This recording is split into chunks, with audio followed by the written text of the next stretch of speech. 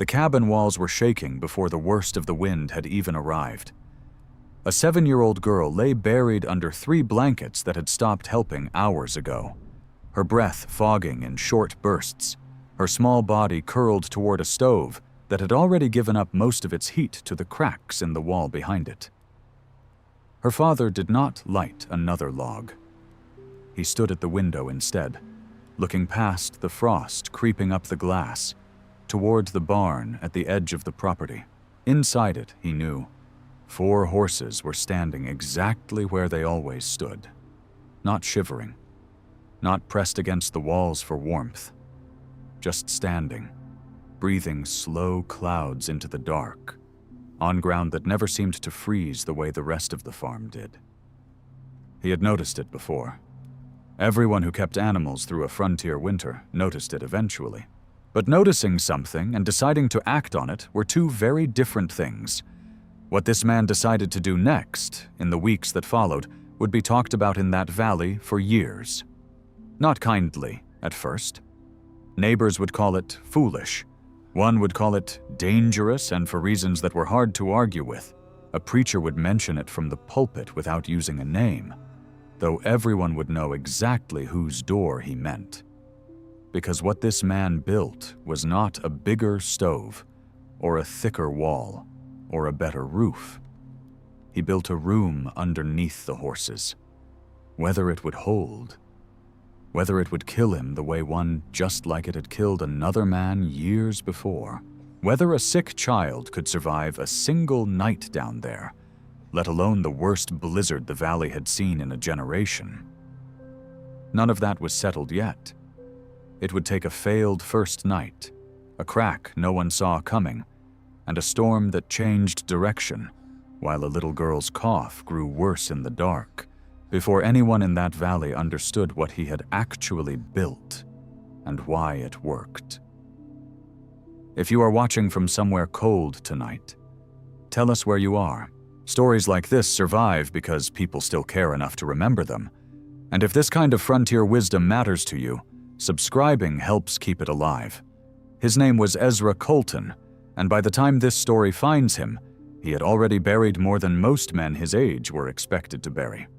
He was close to 40, built like a man who had spent years doing work that did not forgive weakness, a former soldier who had traded one kind of hard life for another, when he came west to raise horses on a stretch of land that looked generous in summer and merciless in winter. His wife had died the previous year, taken by a fever that arrived with the first hard frost and never really left the house again until it took her with it. Since then, it had been Ezra and his daughter, Nora, 7 years old, quiet in the way children become when they have learned that asking questions does not always bring comfort. The cabin they lived in had been built in a hurry, years earlier, by a younger version of Ezra who had not yet understood how much a frontier winter could ask of a wall. It had a good roof and a stove that worked well enough, but the gaps between the logs had widened with each passing season, and no amount of mud packed into the seams seemed to hold through a hard freeze. That particular night, the wind had shifted early, coming down out of the north with a weight to it that old-timers in the valley would later describe, without exaggeration, as unusual even for that country. Ezra had banked the fire twice already. He had piled every blanket they owned onto Nora's bed. None of it was keeping pace with what was coming through the walls. He sat beside her for a long while, listening to the small, tight sound of her breathing, before he did something he had done many nights that winter without quite admitting to himself why. He put on his coat and walked out to the barn. The horses were exactly where they always were, standing close together near the center of the structure, tails still, breath rising in slow white columns. The ground beneath them, packed down over years by hooves and straw and manure, held a kind of warmth that the cabin floor never had. Ezra had felt it before through his boots. He knelt down that night and pressed his bare hand flat against the dirt, the way a man checks a stove to see if it has truly gone cold. It had not gone cold. Not even close. He stayed there longer than he meant to, feeling the strange contrast between the two buildings that stood less than 60 yards apart on the same patch of frozen earth. One of them was failing to keep a sick child warm. The other one, without trying, without a single log burning inside it, was holding heat the cabin could not. Ezra did not have an answer that night. He only had a question that would not leave him alone, the same way the cold would not leave the cabin alone, returning to him again and again over the following days, whenever he crossed the yard between the two buildings. What if the answer to his daughter's winter was not a better wall? What if it was already standing 60 yards away, on 4 legs, breathing? To understand why Ezra was willing to consider something as strange as what came next, it helps to understand what the previous winter had already cost him. His wife, Abigail, had not been a frail woman. She had crossed half a continent with him, had helped raise the barn with her own hands, had delivered Nora with only a neighbor woman for help, and been back on her feet within the week. The fever that took her was not, by any local account, an unusual one. It moved through the valley most winters in some form, taking the very old, the very young, and occasionally, without much logic to explain it, someone in between. What made it worse, in Ezra's private accounting of the thing, was the cold. Abigail had grown steadily weaker through December, and the cabin, drafty even then, had never let her get properly warm no matter how much wood he burned. He had told himself since that the fever likely would have taken her regardless. He did not entirely believe himself when he said it. By the time the story reaches this second winter, the Colton farm was not a wealthy one.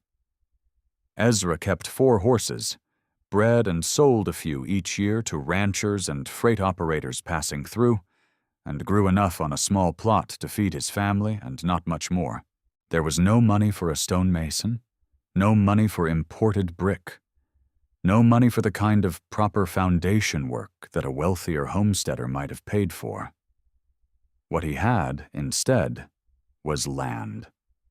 Lumber he could cut himself, a barn he had built with his own hands, and a growing conviction that something about the way animals kept warmth deserved more attention than most people gave it. Nora's cough had started in late October, mild at first, the kind every child in the valley seemed to carry through the changing season. By December, it had settled into something that worried him more, a tightness in her chest that seemed to loosen only when she was warm and worsen every time the cabin lost its heat overnight. He had asked the local doctor, a circuit rider who passed through twice a season if the roads allowed it, what could be done. The answer had been honest and not particularly helpful. Keep her warm. Keep her dry. Watch her breathing at night.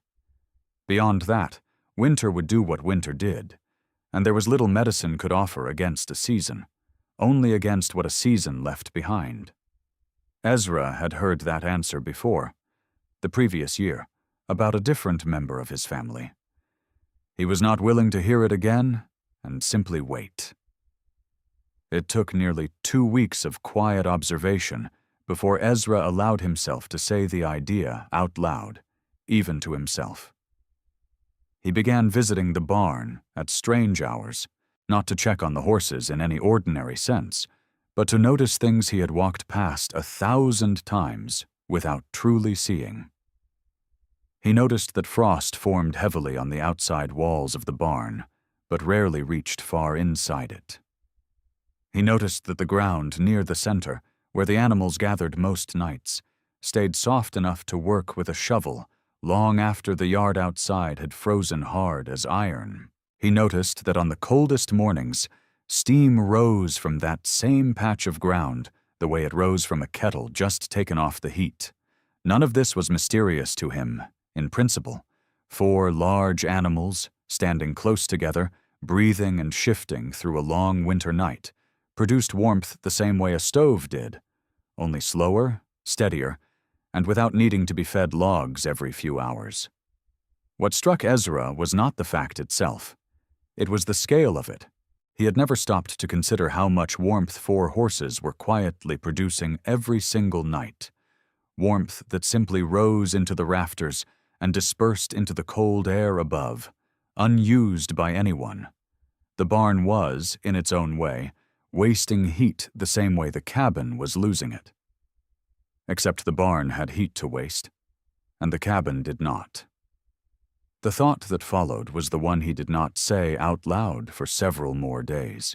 If the ground beneath the barn held that much warmth on its own, without any deliberate design behind it, what would happen if a person built a small, enclosed space directly beneath that same ground, close enough to draw on it, sheltered from the wind entirely, insulated by earth on every side instead of thin, gapped log walls facing open sky? He turned the idea over while doing his chores, while chopping wood, while sitting across the table from Nora, and watching her push food around a plate with less appetite than she used to have. He thought about the dugouts he had heard of farther west, simple homes cut into hillsides by families with even less than his own.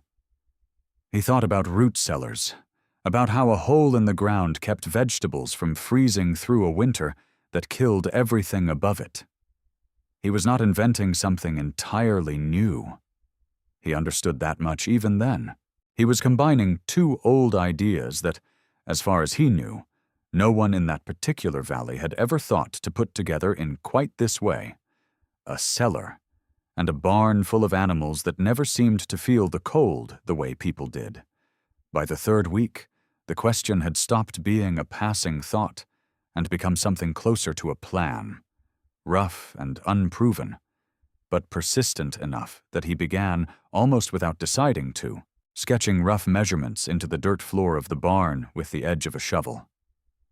Ezra told exactly one person before he broke ground, and that person was Silas Whitmore. Silas was not a man whose skepticism could be dismissed easily. He had ranched in that valley for over 20 years, had lost animals to blizzards, lost fences to floods, and buried a neighbor's son who had died when a dugout shelter on a nearby claim collapsed under an early spring thaw, the earth above it turning to mud and giving way without warning while the young man slept inside. Silas had helped dig that boy out. He had not forgotten it. When Ezra explained what he intended to build, standing in Silas's yard with his hat in his hands, Silas did not laugh, though the idea would earn plenty of laughter from others soon enough. He simply asked questions that Ezra did not yet have answers for. How would the roof of this room hold the weight of the barn floor above it, and the weight of horses standing on that floor? What would happen to the air down there once a person, a fire, or simply body heat and breath began filling an enclosed space with moisture, night after night, with no proper way for that dampness to leave? What would happen if the walls, cut into raw earth and shored up with whatever timber a small horse farmer could spare, met a spring thaw the way that other dugout had? Silas was not speaking from cruelty. He was speaking from having helped carry a body out of a hole in the ground that a neighbor had trusted with his life. Ezra did not have satisfying answers that day.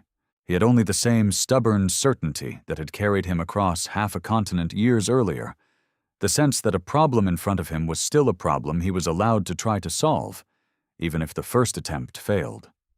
Word of the conversation spread through the valley within days, the way word always did in a place where neighbors depended on each other too much to stay entirely out of each other's business.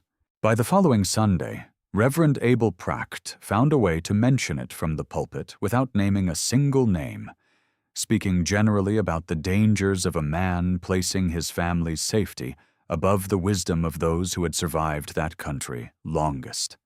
Everyone in the church that morning knew exactly whose door he was describing. Ezra sat through the sermon without responding, Nora beside him, coughing quietly into her sleeve.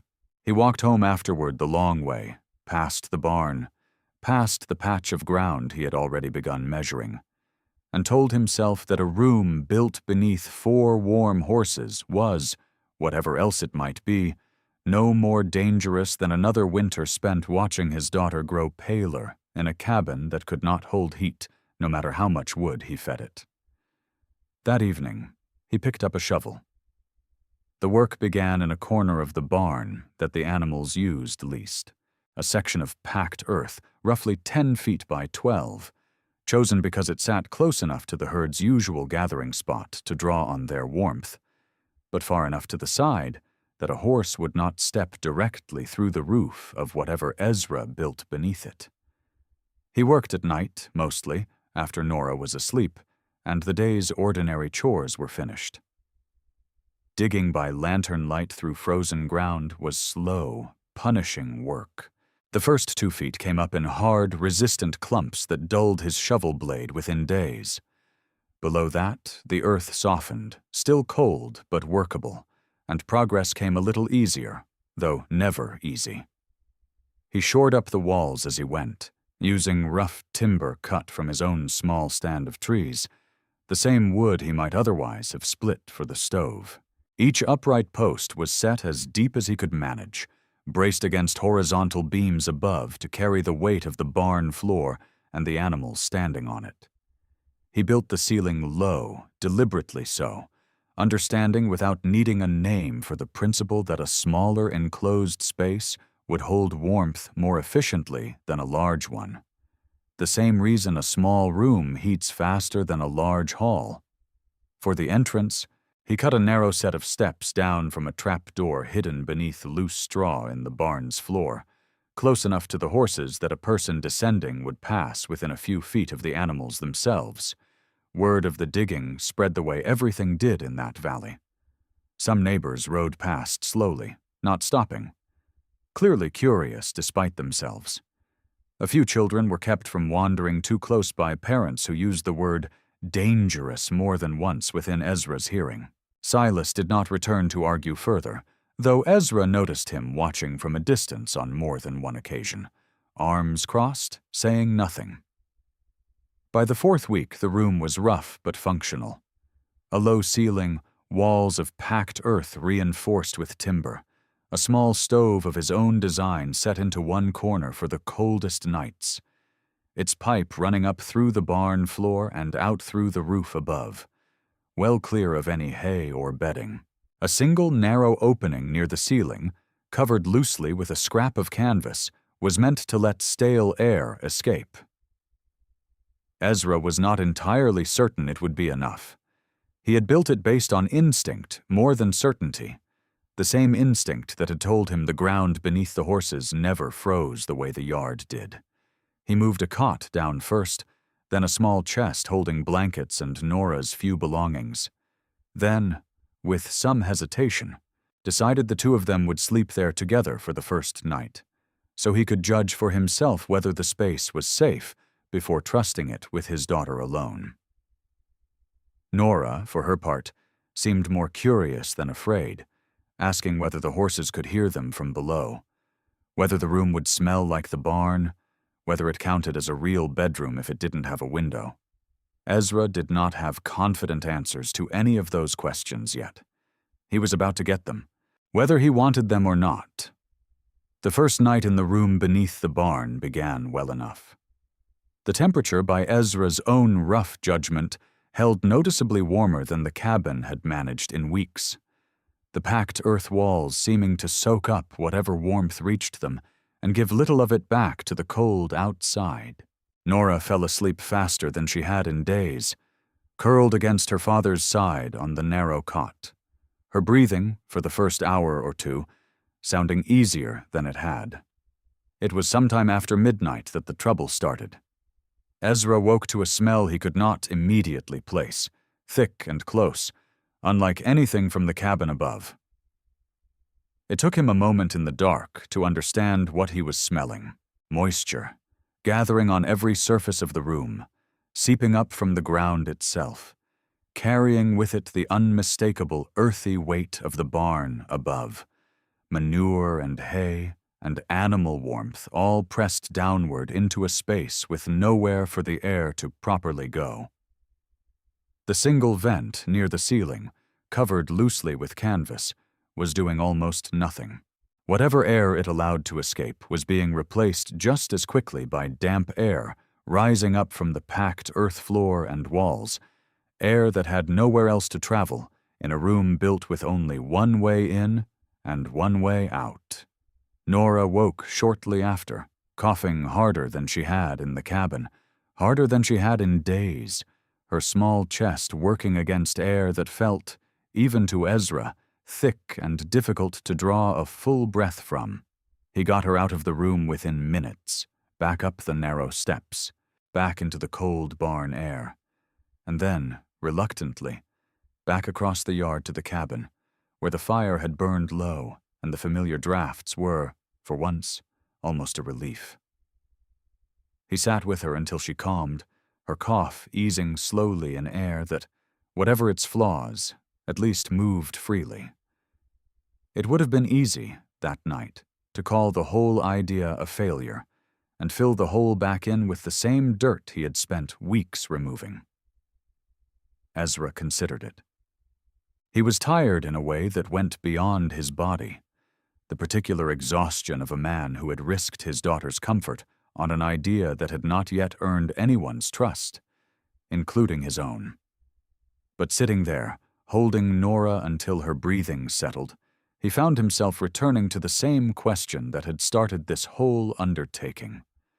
The ground beneath the barn held warmth. That much had already proven true, undeniably, in the first hour of that night before the air turned bad. The problem was not the warmth. The problem was what to do with the moisture and the closeness that came alongside it. He had solved the wrong part of the problem. He had built a room that could hold heat without first understanding how to let bad air leave it. Ezra spent the better part of the following week not digging, not building, but simply watching. He spent hours in the barn during the coldest parts of the day and night, paying closer attention than he ever had to how the horses themselves moved through the space, and in particular to one mare, a steady, older animal named June, who had a habit of shifting her position through the night in ways the others didn't always follow. He noticed that June tended to stand nearest a gap where two barn boards met imperfectly near the eastern wall, a gap small enough that Ezra had never bothered patching it, assuming it let in more cold than it was worth troubling over. He noticed that on nights when the wind came from the north, June moved instead toward the western side, closer to where a similar small gap existed near the roofline. It took him several days to understand what he was watching. June was not seeking out warmth alone. She was positioning herself, night after night, near wherever a small current of air was moving through the barn, drawn by whatever quiet difference in pressure existed between the sealed animal warmth inside and the sharper cold outside.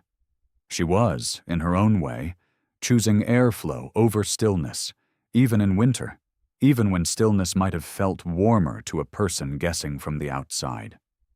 The realization did not arrive all at once, the way a single clean idea sometimes does. It came in pieces, over several nights of careful, half-frozen observation, until Ezra began to understand that the barn itself, without any deliberate human design, already managed its air reasonably well precisely because it was not fully sealed. Small gaps here and there let stale, moist air drift out gradually, while cold air came in slowly enough to be warmed before it settled low. His room beneath the barn had made the opposite mistake. He had sealed it too tightly, trusting a single small vent to do a job that needed two, one positioned to let warm, damp, rising air escape near the ceiling, and another, smaller and lower, to allow a slow, steady trickle of fresh air to enter from outside without simply flooding the room with cold. He returned to the room and reworked it accordingly, cutting a second opening near the floor on the side, facing away from the prevailing wind, angled slightly so that air would be drawn in gradually rather than gusting through directly. He also moved the stovepipe route slightly, running it closer to the ceiling vent so the rising heat from the pipe would help pull stale air up and out, rather than letting it hang stagnant in the corners. None of this was guesswork drawn from a book. It was drawn from a horse who had been managing the same basic problem in her own instinctive way every single night of her life. Ezra did not tell anyone in the valley that his best teacher that winter had 4 legs and a habit of standing in drafts. He would have been laughed at for that too. The second attempt held. Ezra and Nora spent 3 full nights in the reworked room before the first real test arrived in the form of a modest storm. Nothing close to the valley's worst weather, but enough snow and wind to properly judge whether the changes had worked. The air inside stayed noticeably clearer through the night. Nora's cough, while not gone, settled into something closer to what it had been on her better days, rather than her worse ones. The stove needed feeding only twice through the entire night, far less wood than the cabin would have demanded to hold a similar warmth. For the first time since he had picked up that shovel, Ezra allowed himself something close to relief. It did not last uninterrupted. On the 4th morning, checking the room by lantern light before the day's chores, Ezra noticed a thin crack running along one section of the earthen wall nearest the western timber support, roughly at knee height, no wider than a fingernail, but running a considerable length along the packed earth. It had not been there 3 days earlier.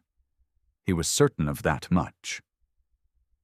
He knelt and examined it closely, running a finger along its length, feeling the faint give in the ground behind it. The most likely explanation, he reasoned, was straightforward enough once he considered it. The added ventilation, while solving the moisture problem, had also changed how quickly parts of the wall dried and contracted compared to others still holding dampness from the room's original poorly ventilated week. Uneven drying meant uneven settling, and uneven settling, in packed earth reinforced only by timber posts spaced further apart than perhaps they should have been, meant cracking was not just possible but likely, particularly near a support beam already carrying real weight from the barn floor above. It was not, on its own, an immediate danger. The crack was shallow, cosmetic more than structural, at least for now. But it was also, unmistakably, a warning. It showed him precisely where the room's weakest point was, the exact seam where earth met timber under the greatest strain, in a way that no amount of careful watching from the barn above ever could have. He thought of the young man Silas had helped dig out of a collapsed dugout, years before this story began, and understood for the first time, with real clarity rather than abstract worry, exactly how a small weakness like this one could become something far worse if left alone through a genuine hard freeze and thaw. The crack had not undone anything he had built. It had, in its own unwelcome way, told him something true. Winter was not finished testing him yet, and the valley's real storm, the one still gathering somewhere far to the north, had not arrived. The news reached the valley the way most serious news did, carried by a freight driver passing through on his way south, stopping only long enough to water his team and warn anyone who would listen. He spoke of conditions worse than anything he had crossed in years, a system building far to the north that had already closed roads 2 counties over, dropping temperatures faster than anyone could remember, and bringing wind that, by his account, had already torn roofing from at least one barn along his route. He gave the valley somewhere between 4 and 6 days before it arrived, though he was careful to say the timing was never certain with weather like that. Ezra heard the news secondhand from a neighbor riding past his property, and felt the particular tightening in his chest that came from understanding, all at once, that a problem he had been managing carefully, one repair at a time, now had a deadline attached to it. The crack in the western wall needed real attention. Not another patch of packed clay smoothed over the surface. He spent the better part of 2 days reinforcing that section properly, driving a second timber post closer to the original support, packing fresh earth mixed with straw into the gap to bind it more solidly than the surrounding wall, and widening the low intake vent slightly further, reasoning that a genuine blizzard would demand more airflow management, not less, given how much longer the family might need to shelter there without going back up into open cabin air. He also did something he had not done since beginning the project. He walked to Silas Whitmore's property and asked, plainly, whether Silas would be willing to look at the reinforced section himself and tell him honestly whether it looked sound. Silas came the following afternoon. He said little at first, examining the timber supports, testing the new earth packing with his hand the same way Ezra had tested the original crack days before. He did not offer praise. He offered instead a short list of additional concerns, mostly around how the room would perform if snow accumulated heavily enough above the barn to add real weight to a roof already carrying 4 horses and their added winter feed stores. It was not agreement. It was not friendship restored.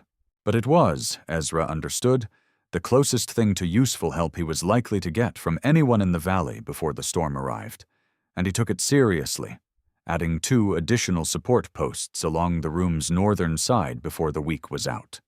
Nora, through all of this, asked fewer questions than usual, watching her father work with the quiet seriousness of a child who understood, even without being told directly, that something important was being decided in the days ahead. The freight driver's warning proved accurate almost to the day. On the 5th evening, the sky to the north took on a color long-time residents of that valley would later describe as unmistakable. A pale, heavy gray that experienced ranchers had learned never to ignore.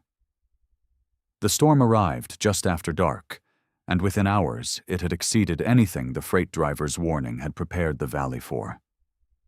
Snow came sideways, driven by wind that built steadily through the night, burying fence lines and drifting hard against the northern and western walls of every structure on the Colton property.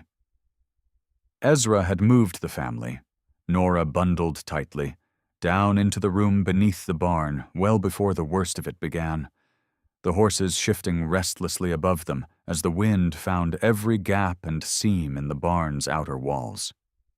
For the first several hours, the reinforced room held exactly as intended. The stove needed only occasional feeding. The dual ventilation system, refined weeks earlier through nothing more than patient observation of an old mare's habits, kept the air moving steadily enough that neither Ezra nor Nora felt the closeness that had driven them out on that first failed night. Sometime well past midnight, the wind shifted. It had been coming steadily from the north, the direction Ezra had built his primary intake vent to face away from. Without warning, driven by whatever larger pattern was moving through the storm above, it swung hard toward the west, the exact direction of the reinforced crack, the exact direction of the room's newest, least tested repair.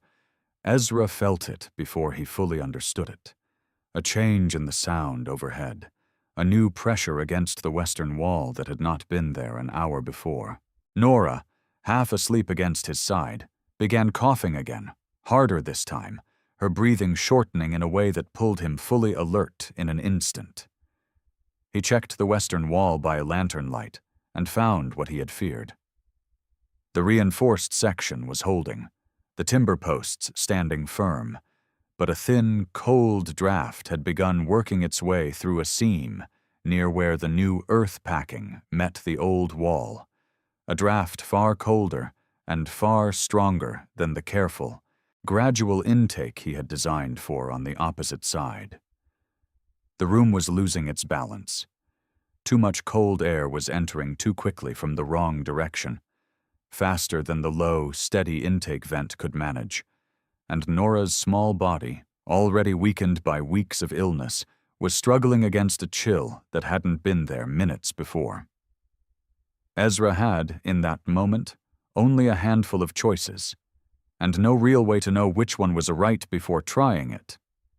He could seal the new draft entirely, packing it tight with whatever cloth and clay he had on hand, trading the risk of too much cold air for the risk of trapping stale, damp air the way the room had trapped it on that very first failed night. He could move Nora and himself back up into the barn itself, closer to the horses directly, accepting the animal's own body heat without any of the earthen wall's protection from the wind now battering every structure on the property. Or he could trust the ventilation system he had built, adjusting rather than sealing, and hope the balance he had worked so carefully to find over the preceding weeks was strong enough to correct itself once the immediate gust passed. He chose a version of the third option, though not without doing something about the draft itself. Working quickly in the lantern light, he packed a folded blanket loosely, not tightly, against the worst of the new gap, reducing the draft's force without stopping airflow completely, then adjusted the low intake vent on the opposite wall to draw slightly more air than usual, reasoning that the room needed a controlled amount of fresh air, moving through it more than it needed to be sealed against every current entirely. It was a decision made from weeks of watching a horse stand in drafts, rather than avoid them, applied now under conditions far harsher than anything he had tested it against. For nearly an hour, it was not clear whether the adjustment was working, or whether he had simply traded one danger for another. Nora's breathing remained ragged, her small chest working hard against air that still felt, to Ezra's own worried senses, colder than it should have. He kept the stove fed steadily, kept checking the folded blanket against the draft, kept his hand near the low vent to judge the strength of the air moving through it.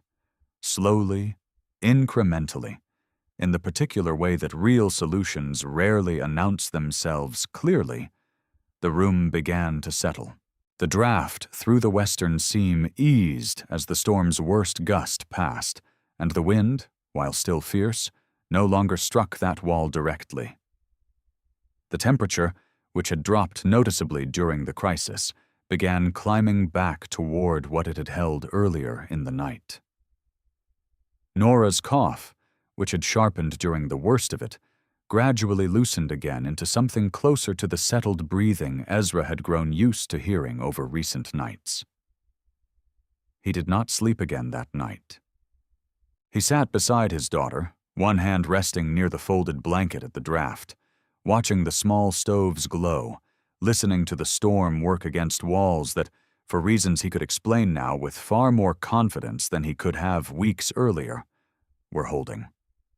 By the time gray light began working its way down through the barn floor above them, the worst of the storm had passed. The scene that met the valley the next morning was, by every account given afterward, one of the worst in living memory. Fences lay buried under drifts taller than a grown man in places. Several ranchers reported losing livestock that had been caught in open pasture before shelter could be reached.